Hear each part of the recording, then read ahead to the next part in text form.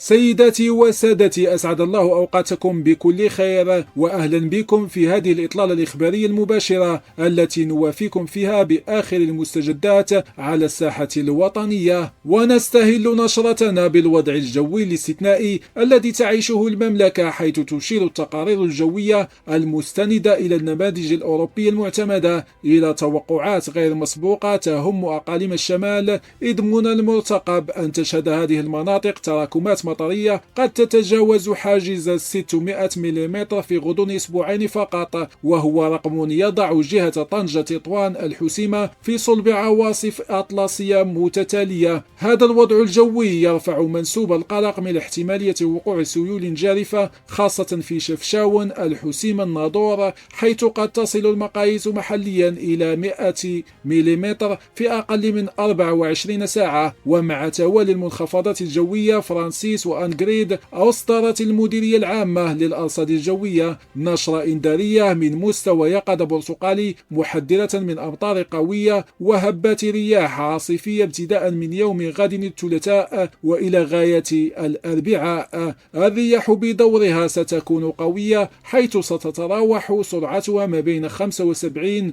و 85 كم في الساعة، لتشمل مناطق واسعة من الدار البيضاء، الرباط، وجدة، وصولا إلى الأقاليم الجنوبية، مما يستوجب توخي أقصى درجات الحيطة والحذر لتفادي أي مخاطر محتملة على الأرواح والممتلكات.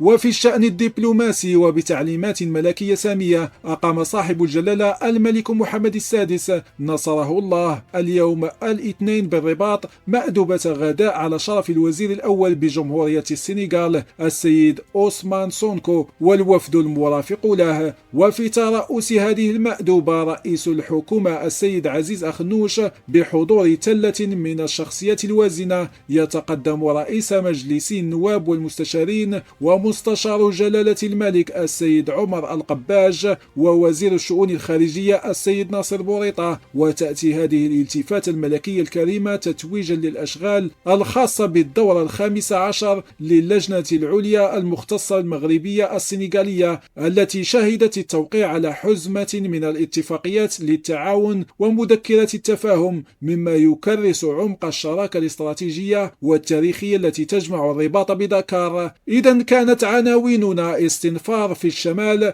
تحذيرات من تساقطات مطرية طوفانية قد تبلغ أرقاما قياسية، ومديرية الأرصاد ترفع درجة اليقظة. وفي الشأن الدبلوماسي، جلالة الملك محمد السادس يقيم مأدبة غداء على شرف الوزير الأول السنغالي بالرباط تتويجا للأشغال اللجنة العليا المختلطة. بهذا الخبر الدبلوماسي نصل إلى نهاية النشرة، نشكركم على كرم المتابعة، دمتم في أمان الله ورعايته، وإلى اللقاء.